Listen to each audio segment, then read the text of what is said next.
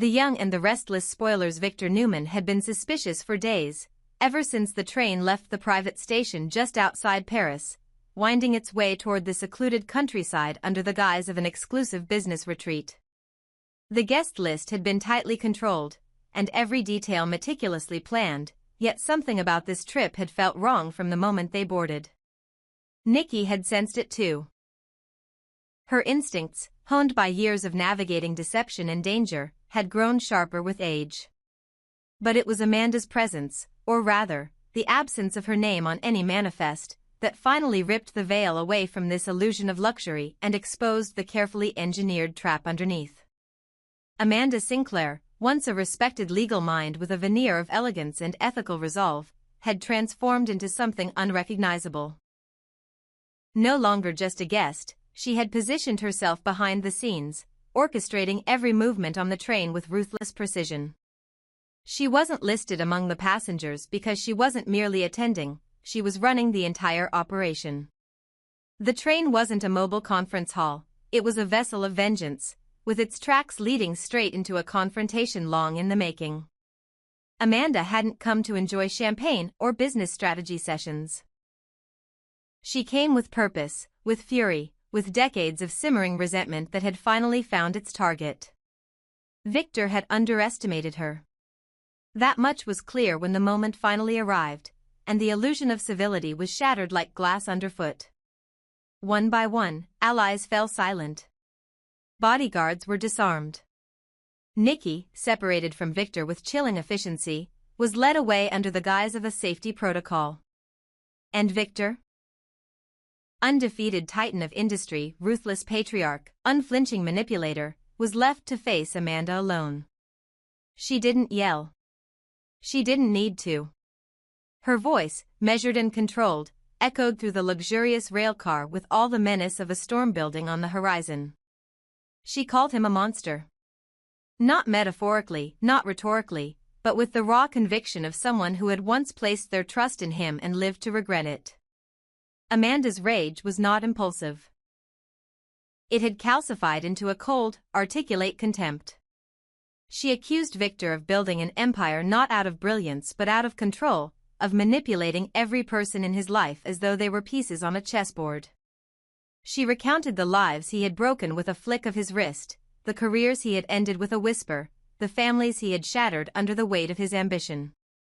Amanda stood in front of him not as a woman seeking justice, but as a woman who had seen the true face of power and refused to be silent any longer. Victor, restrained and bound to an ornate leather chair bolted to the floor, struggled not physically, he knew better than to waste strength, but psychologically, emotionally.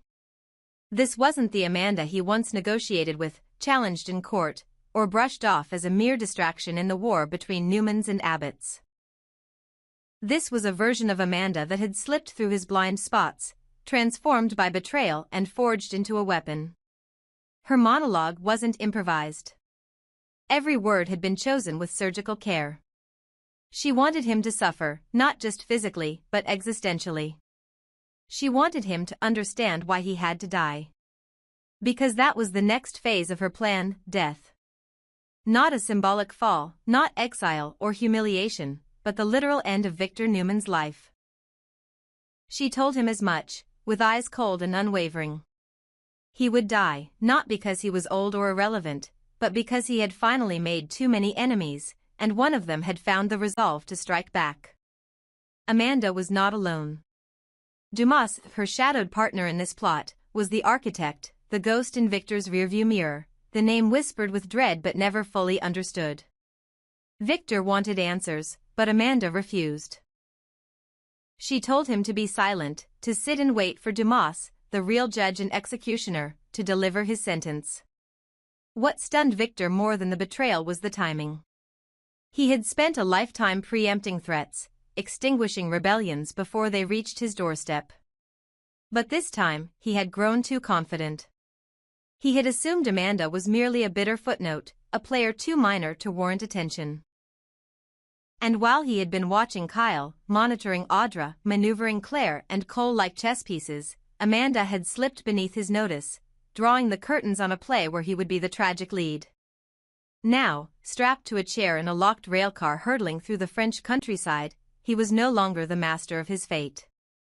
Amanda's rage was not loud, but it burned hotter than anything Victor had seen in years.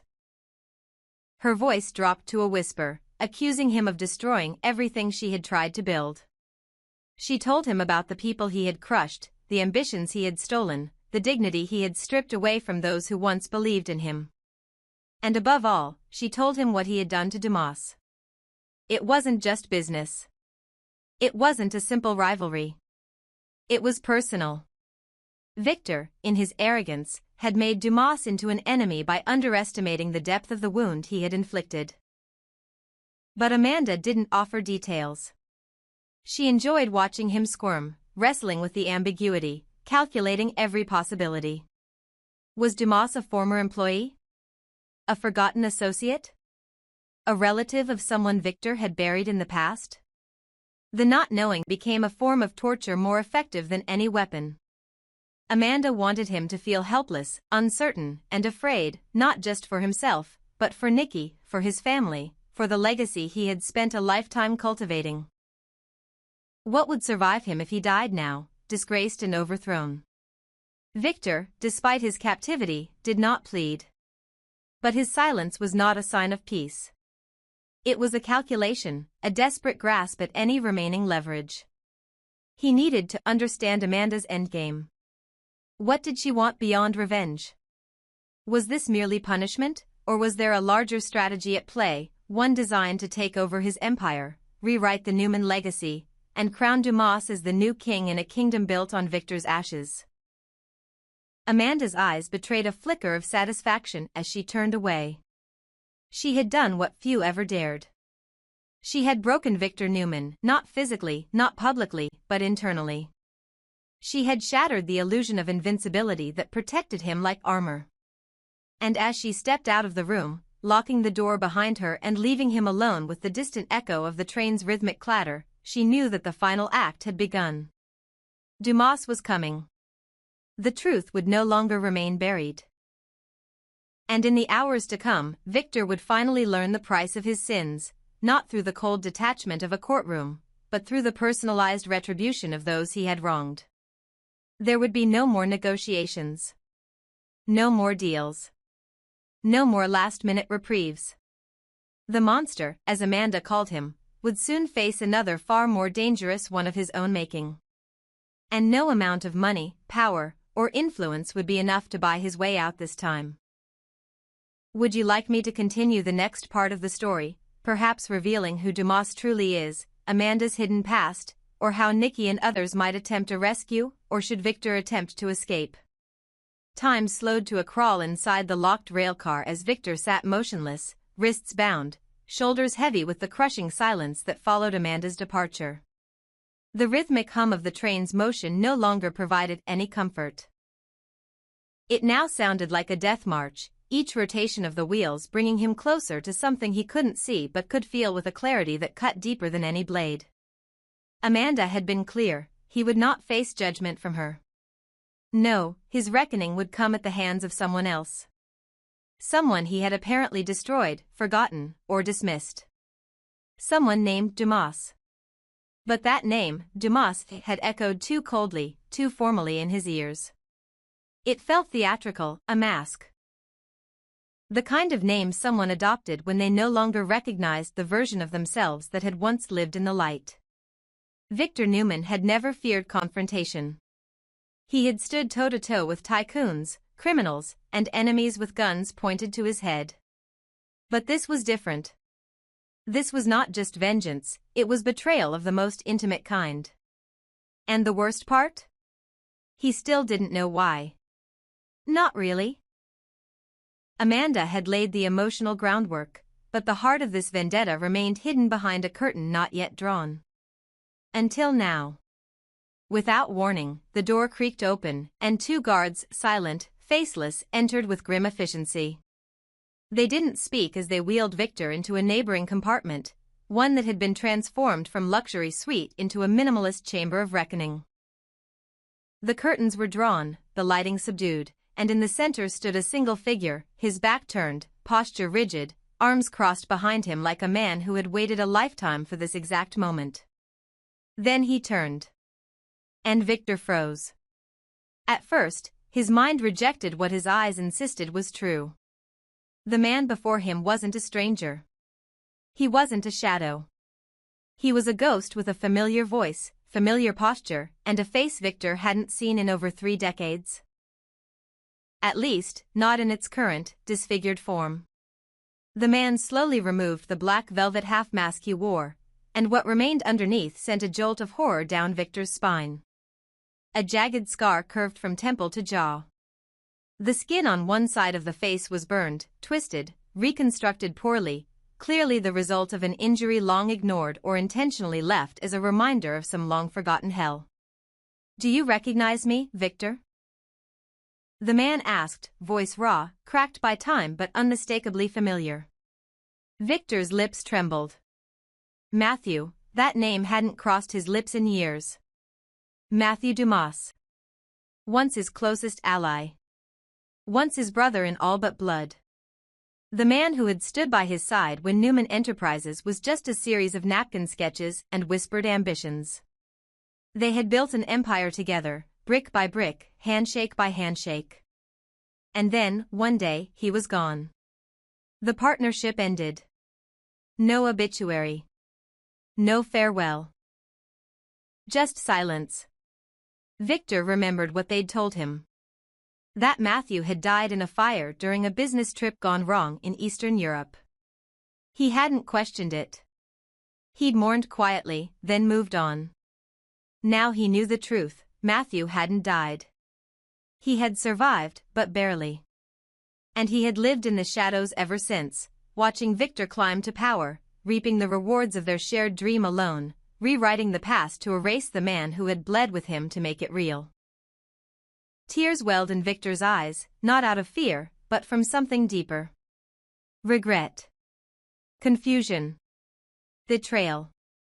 "I thought you were dead," he whispered, voice cracked with emotion. "I know," Dumas answered. "That's exactly what you wanted to believe." Matthew circled him slowly now, eyes burning with a hatred that had festered for decades. He didn't yell. He didn't strike. His rage had long since settled into something more dangerous: focus. Control. "You left me," he said. "You let me burn. I begged for help. But you were already moving on, rewriting history to make yourself the hero." Victor's heart pounded. He remembered rumors, whispers, an overseas deal gone sideways, a meeting that had to be cancelled, a fire in an industrial complex no one wanted to talk about. He'd been told Matthew was handling it. He had trusted that. Then came the call, an accident. No body found. But enough evidence to presume death. It hadn't occurred to him to dig deeper. Why would it? The board needed leadership. Newman Enterprises needed to survive. And Victor had told himself that grief was a luxury he couldn't afford. "Why didn't you come to me?" Victor asked, his voice breaking. "Why didn't you?" "Because I was nothing to come back to," Dumas interrupted, his voice rising slightly. "You made sure of that. Every investor we've courted together, every executive we mentored side by side, they were all told I'd died. You replaced me with Jack. You erased me. You made it look easy." Victor shook his head. "That wasn't the truth." "No," Dumas growled. "It was your truth." A sickening silence fell over the room as Dumas returned to his position in front of Victor.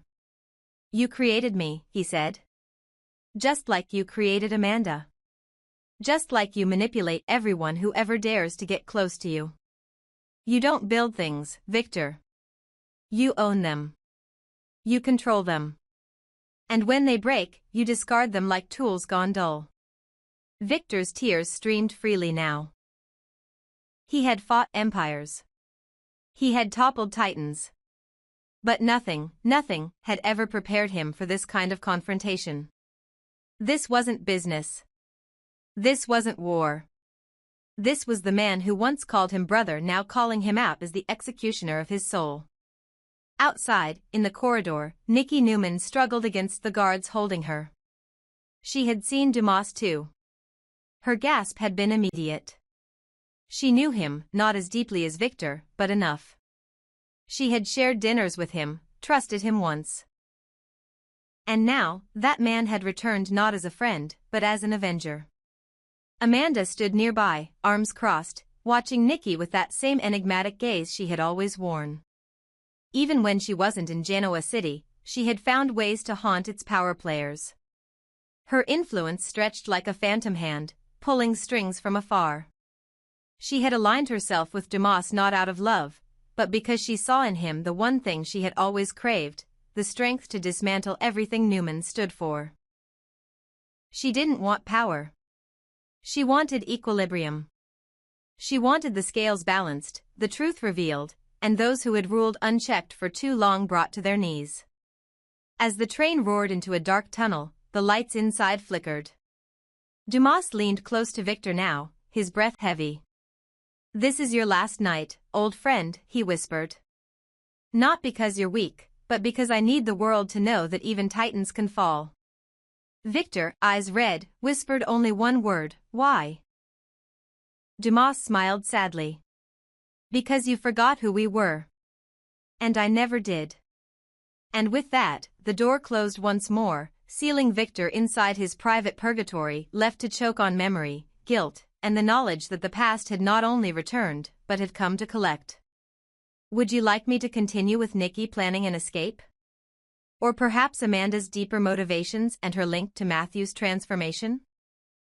The gentle breeze rustled through the branches in the park, carrying with it the scent of damp grass and distant laughter from a nearby playground.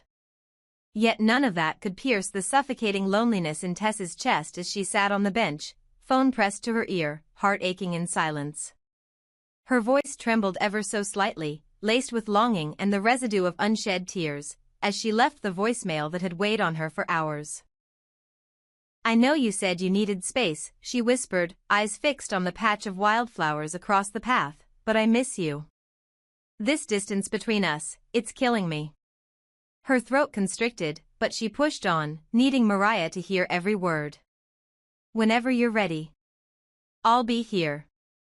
I won't push, I won't judge, and I'm not angry. Just call me. I love you." And with that, she ended the message, her thumb lingering over the screen longer than necessary, as if hoping her pause could will Mariah to respond. But all she got in return was the silence she had grown so accustomed to, a silence that seemed to stretch wider each day between them. Before she could sink any deeper into the hollow ache of waiting, a voice cut through the air behind her, half gentle, half intrusive. "Are you okay?" It was Phyllis. Of all people. Tessa blinked, wiping her eyes with the back of her sleeve before turning slightly. Phyllis stood there, her signature red hair a little windblown, her expression softer than usual, but still carrying that unmistakable edge of calculation. Tessa frowned and sighed, exhausted by the undercurrent of manipulation she often sensed from the older woman. "You're not here to be my friend," she said without pretense. "You called me here because you want something." The honesty in her tone was not sharp, but it was unapologetically clear. To her credit, Phyllis didn't deny it. Instead, she offered a wry smile and a shrug that suggested she was too tired to play games today. "You're right," she admitted, lowering herself to sit beside Tessa on the bench. "But I do appreciate you agreeing to meet me anyway." The moment sat between them, quiet but charged. Both women cared deeply for Daniel, albeit in different ways, and that thread of shared concern was enough to bridge the tension, at least temporarily. Phyllis glanced sideways at Tessa, her voice softer this time. "I know we've never been exactly close. But we both care about Daniel. That matters." Tessa looked ahead, the weight of her own heartache pulling her back to that voicemail still lingering in the digital ether. "I'm not going to spy on him," she said calmly, her voice devoid of malice, just firm resolve. "If that's what you're hoping for." Phyllis shook her head. I never asked you to. She paused, folding her hands in her lap. But I did take your advice about not pushing him to work with me again. I've stayed back. Given him space. As much as I hate doing that. Her voice cracked just slightly, revealing the strain beneath her polished exterior. Tessa, surprised, offered the barest trace of a smile. That had taken more humility than she expected from Phyllis. So then, Tessa asked, her voice quiet but steady, "What do you want from me?" Phyllis exhaled slowly and glanced around the park before answering. "I'm leaving town for a bit. It's nothing dramatic, just a little time away. But before I go, I'm worried about him." Her voice dropped as if confessing a secret she'd long tried to suppress. "He keeps trying to convince me he's fine, but he's not. He's hurting more than he lets on. And I can see it. I'm his mother." I know. That simple phrase, "I'm his mother," carried more weight than anything else she had said. Tessa's own face softened, the defensiveness fading as she recognized the genuine concern underneath. For all her flaws, and there were many, Phyllis's love for Daniel was unwavering, even if it sometimes manifested in destructive ways. And Tessa understood too well the pain of watching someone you loved drift into darkness and being powerless to pull them back. She didn't answer immediately, letting Phyllis's words settle. The park continued around them, children shouting in the distance, birds chirping overhead, and the sun dipping slightly lower in the sky as if the day itself were exhaling. Tessa rubbed her hands together, cold despite the warmth of the sun. Her thoughts still lingered on Mariah. On the space, the silence, the disconnection that had crept into their marriage like an unwelcome fog. She knew what it meant to be afraid for someone you loved, to want to protect them without knowing how. In that way, she and Phyllis were not so different after all. Phyllis turned to her again, her tone almost pleading now. "I'm not asking you to watch him. Or report back. Just keep your eyes open.